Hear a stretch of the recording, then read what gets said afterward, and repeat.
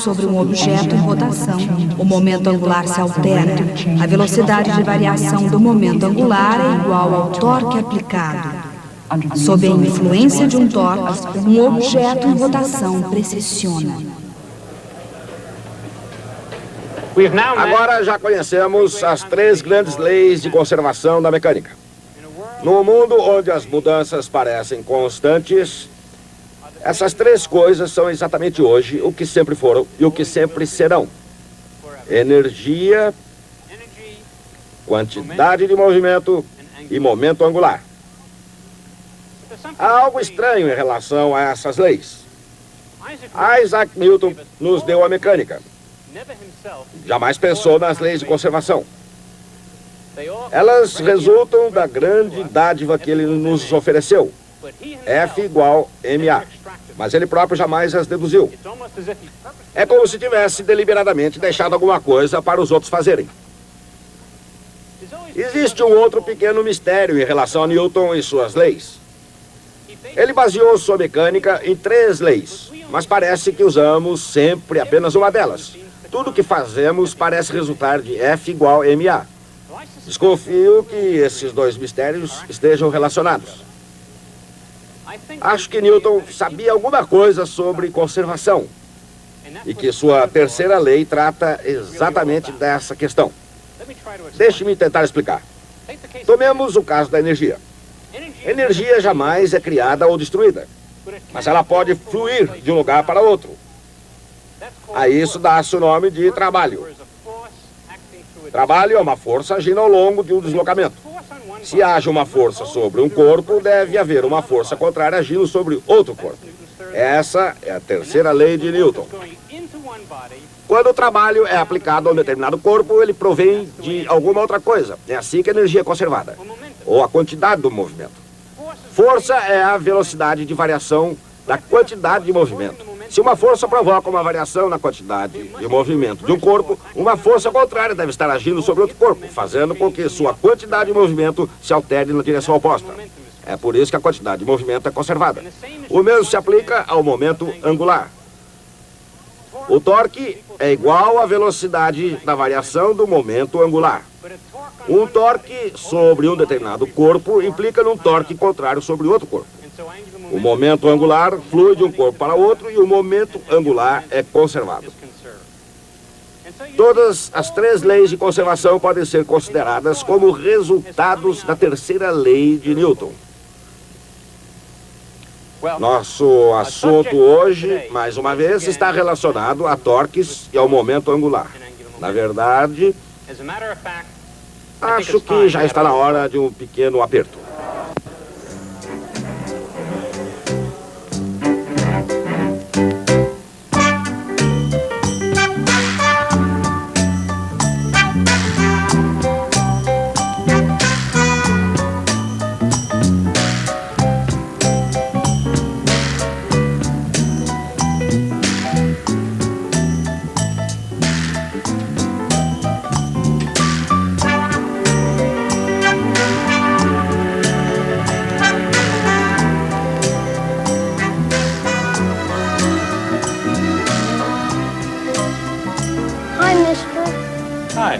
I got a flat tire. You sure do. Can you fix it? Sure. Come back in about a half an hour.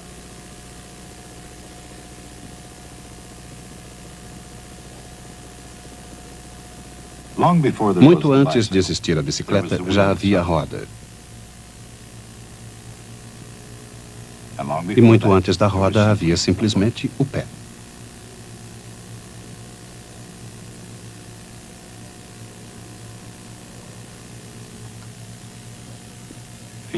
Os pés transportam seu dono sob condições normais e sem uma carga muito pesada, a uma velocidade de 5 km por hora. Os pés são operados pela energia do homem, da mulher ou da criança. O avanço da cultura pode ser avaliado pela rapidez com que foram sendo melhorados os sistemas de transporte. Antes que os pés produzissem a caminhada, os homens contavam com as bestas de carga. Bestas e cargas diferiam bastante nas diferentes culturas. Mas a partir da antiguidade, muito embora os que estavam por cima fossem muitas vezes uns animais, o homem descobriu uma maneira de fazer avançar continuamente a cultura. Ele conseguia economizar cada vez mais tempo em suas viagens e reduzir o desgaste das suas sandálias e sapatos. Mas não importa como, nem até onde, o destino do homem está ligado a viagens. Tudo começou com a roda. Cerca de 4.000 anos antes de Cristo. Os sumérios da Mesopotâmia foram provavelmente os inventores da roda. A primeira roda pode ter sido uma fatia de um tronco ou pedaços de madeira amarrados em círculo. Mas uma coisa não mudou na roda. Ela foi feita para girar.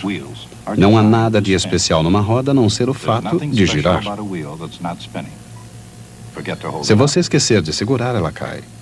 A força da gravidade atrai a roda para baixo.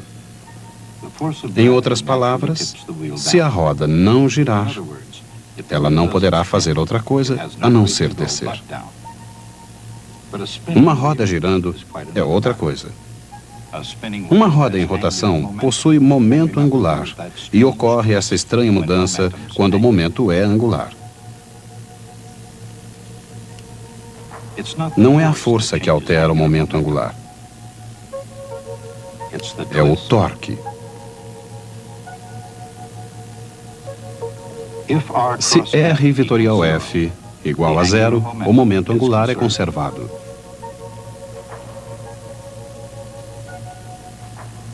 Naturalmente, nem todas as forças se comportam dessa maneira. Para abrir válvulas, por exemplo, ou fazer rodas girarem, a torção é tudo o que é preciso. Torque é a força de torção que causa a rotação e é igual a R vetorial F. Mas uma roda em rotação já está girando. Ela já tem um momento angular, mas de maneira diferente. De fato, agora, a gravidade pode nos pregar uma estranha peça. Sua força se dirige para baixo, mas o torque é lateral. De acordo com a equação tau igual dl dt, o momento angular irá girar para os lados e não cair. O mesmo deverá acontecer à própria roda.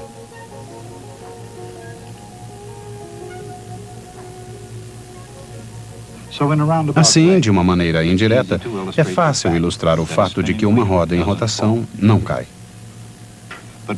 Mas além desse exemplo da vida, copiado do desenho animado, o que acontece de fato aqui? O que impede a roda de cair?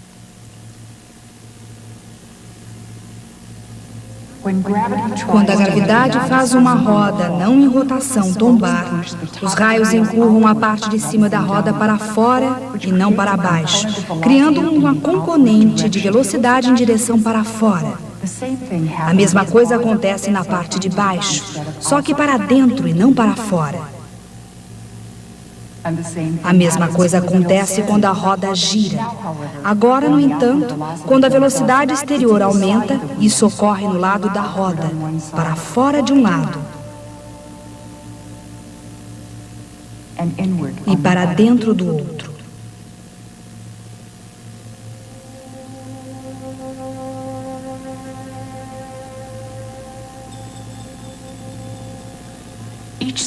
Cada raio exerce seu próprio impulso na parte de cima, provocando um salto do lado.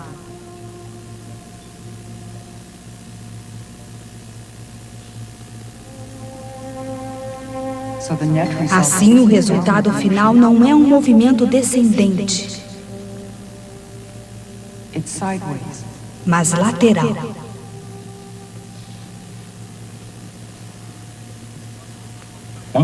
Quando a roda começa a se movimentar dessa maneira, o movimento recebe o nome de precessão.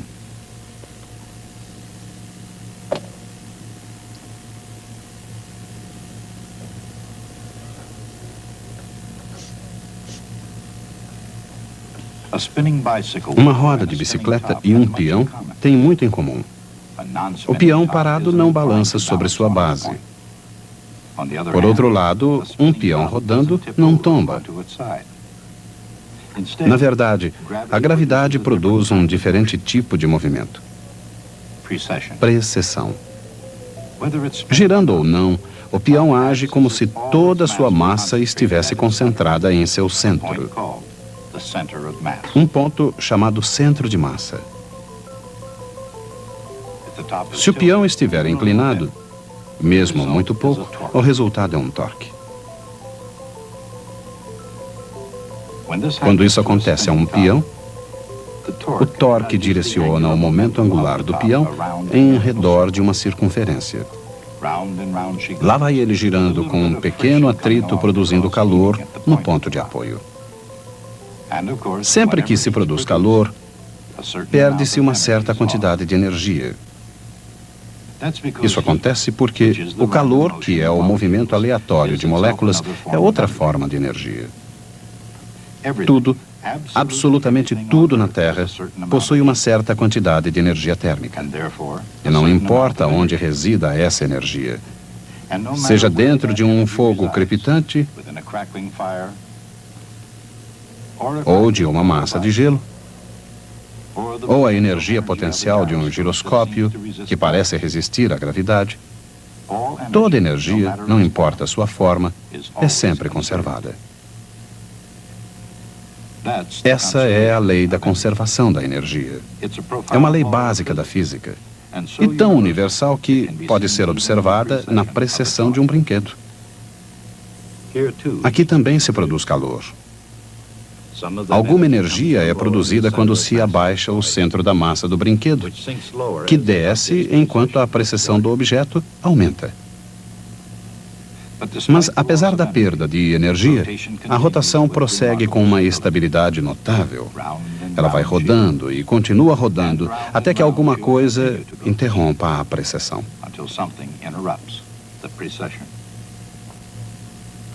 Naturalmente, antes que alguma coisa interrompa a sua precessão, peões e brinquedos podem produzir precessão das maneiras mais surpreendentes e divertidas.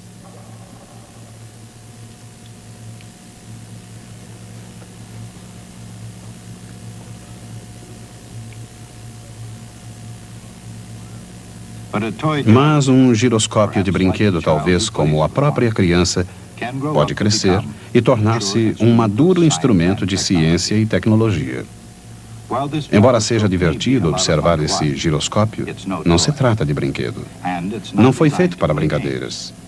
Aliás, foi feito para não sofrer precessão. Se um giroscópio for equilibrado sobre o seu próprio centro de massa, a força da gravidade impedirá sua precessão. Mesmo que seus suportes girem em todas as direções, o eixo permanece estável, mantendo o giroscópio apontado na mesma direção.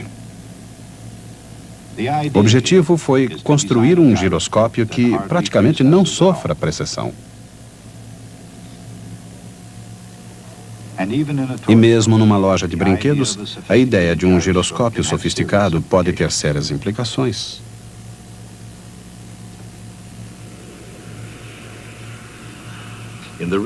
No mundo real, auxiliado por giroscópios, qualquer desvio de um curso pré-determinado de um avião ou submarino pode ser detectado e corrigido automaticamente.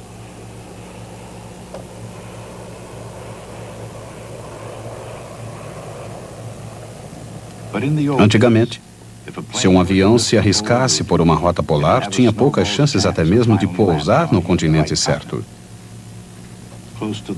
Nas proximidades do polo, bússolas são inúteis. Hoje, orientados por giroscópios, os aviões fazem voos rotineiros sobre os polos. O valor do giroscópio não se limita aos polos, nem mesmo à atmosfera terrestre. No espaço, onde o tempo e o combustível preciosos dos foguetes devem ser usados com sabedoria, os giroscópios são, mais do que nunca, elementos vitais de navegação. Na água da terra, acima das nuvens ou no espaço, o valor de um giroscópio depende de sua capacidade de girar numa direção fixa sem precessão. Os projetistas de giroscópio reduzem a precessão, eliminando torques e melhorando o seu projeto.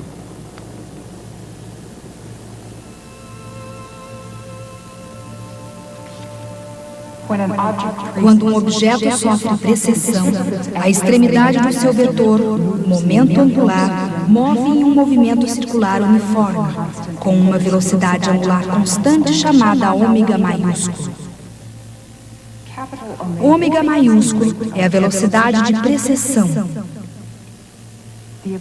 As equações do movimento circular uniforme dizem que V, a velocidade de variação de R, é ômega vezes R.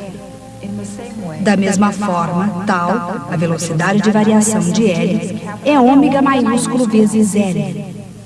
Assim, ômega é simplesmente o torque dividido por L.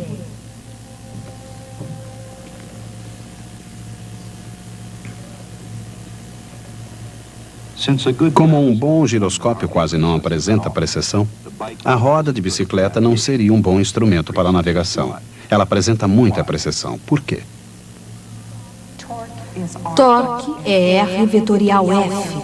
Como eles são perpendiculares no caso da roda de bicicleta, a magnitude é R vezes F. A força provém da gravidade. O momento angular é m vezes r vetorial v. Toda a massa está no aro. Assim, a magnitude de L é m vezes o raio da roda vezes a velocidade do aro.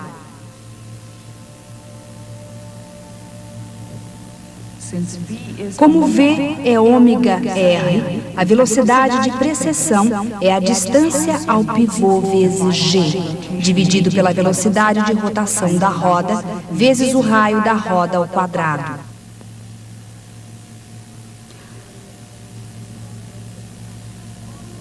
O giroscópio apresentará menor precessão se estiver girando rapidamente, se a roda for grande e estiver cuidadosamente equilibrada. Se todos esses fatores estiverem envolvidos, um giroscópio funciona muito bem. Exatamente quão bem? Claro que nenhum é perfeito, pois qualquer coisa feita pelas mãos do homem está sujeita a pequenos desequilíbrios e leves imperfeições, mecânicas ou de outra natureza. Mas os melhores sistemas de orientação com giroscópios chegam muito perto da perfeição. De fato, existem giroscópios que apresentam um desvio de apenas 1/100º de segundo de arco por dia. Mas mesmo com toda essa precisão, esse não é o melhor giroscópio que existe atualmente. Qual é então? Qual o melhor giroscópio da Terra? Isaac Newton sabia a resposta. Na verdade, ele foi o primeiro a descobrir que o melhor giroscópio da Terra é a própria Terra. A Terra, como Newton imaginava, gira em torno de um eixo com uma inclinação de 23,5 graus em relação à perpendicular ao plano da eclíptica, o plano da órbita da Terra em redor do Sol. Em outras palavras, visto da Terra, o Sol parece estar na órbita de um plano com uma inclinação de 23,5 graus em relação ao plano do Equador. 2 vezes por ano, o Sol passa diretamente pelo plano do Equador. Esses pontos onde o Sol cruza com o plano do Equador são chamados equinócios, o que significa que dias e noites têm a mesma duração. Esses pontos sempre foram vitais para os astrônomos.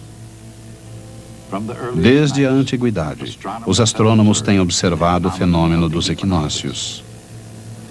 Chineses, gregos, babilônicos, turcos, através dos tempos e nas maiores civilizações, todos esses povos compartilharam de um fascínio sobre os equinócios, pois eles assinalavam o momento exato da mudança de estações. Os egípcios, maias, todo o mundo antigo, por mais diferentes que possam ter sido suas terras, compartilharam o mesmo céu. Por mais diferentes que tenham sido suas religiões, os antigos astrônomos contemplavam os céus tendo algo em comum. De uma maneira ou de outra, eles calcularam a posição exata dos equinócios. Mas até mesmo as aparências celestes eram enganadoras. Os equinócios não estão fixos no céu.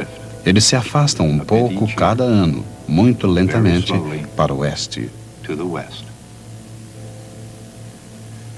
E exatamente na direção perpendicular, embora isso não tenha sido observado durante milhares de anos, ao deslocamento da estrela polar. Mas os antigos astrônomos viam a estrela polar de forma diferente. Achavam que ela ocupava um lugar fixo no espaço, onde permanecia eternamente como um mito cósmico. Na China, ela era respeitada como uma deusa, com o poder de prolongar a própria vida. Estudiosos árabes consideravam-na a representação do mal. Acreditavam que a estrela do norte havia assassinado o grande guerreiro celeste que desde então jazia num ataúde cósmico, visto com detalhes na Ursa Maior. Mas apesar de toda a mitologia a seu respeito, a estrela polar revelou aspectos práticos. Conhecida como a estrela guia e a estrela nave, ela ajudava os marinheiros a navegar os mares. Os egípcios parecem ter construído a pirâmide de Khufu em função da estrela polar, visível do fundo de uma de suas profundas câmaras. 3.000 anos antes de Cristo, a estrela polar não era a mesma de hoje. Os egípcios a chamavam Tu-Ban. Era uma estrela diferente. Através dos tempos e de diversos mapas de astronomia, vê-se que nossa estrela polar se aproxima cada vez mais do polo, se aproximando mais ainda no século 22. Esse desvio da estrela polar está relacionado à precessão do equinócio vernal. Esta noite, o equinócio está na constelação de Peixes. Ele se move lentamente em direção à constelação de Aquário. O que significa que, contrariando algumas noções revolucionárias dos anos 60, a era de Aquário ainda deverá demorar 400 anos. De qualquer forma, há 400 anos atrás, o homem mais revolucionário do mundo foi Nicolau Copérnico. Em 1543, sua obra de Revolution Nibus apresentava uma explicação para o fenômeno da migração dos céus. A precessão dos equinócios, disse ele, deve-se ao fato de o eixo da Terra descrever lentamente uma circunferência. Embora Copérnico tenha compreendido a precessão do equinócio melhor do que qualquer um antes dele, caberia a Isaac Newton explicar o fenômeno de maneira completa. Sua explicação para o desvio dos equinócios resultou de sua descoberta de que a Terra é um giroscópio e de seu conhecimento de que a Terra não é uma esfera perfeita. Se fosse, o Sol não exerceria qualquer torque sobre ela. Como qualquer giroscópio, a Terra sofre precessão. Como gira em torno do seu eixo, a Terra apresenta um pequeno bojo no equador. A gravidade do Sol, agindo mais intensamente sobre o bojo mais próximo, exerce um pequeno torque em redor do centro da Terra, quando o Sol está num dos lados da Terra. E quando está no outro, um torque na mesma direção.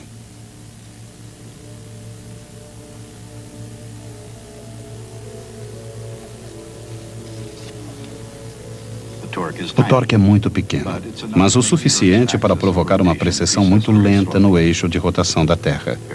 Muito lenta, realmente. Uma volta completa demora cerca de 26.000 anos.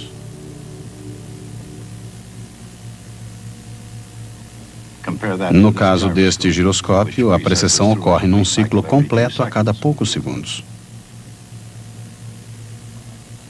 Comparada à Terra, uma bicicleta está longe de ser um bom giroscópio. É difícil imaginar um melhor giroscópio que a própria Terra. E mais difícil ainda imaginar levá-lo para casa, para o almoço.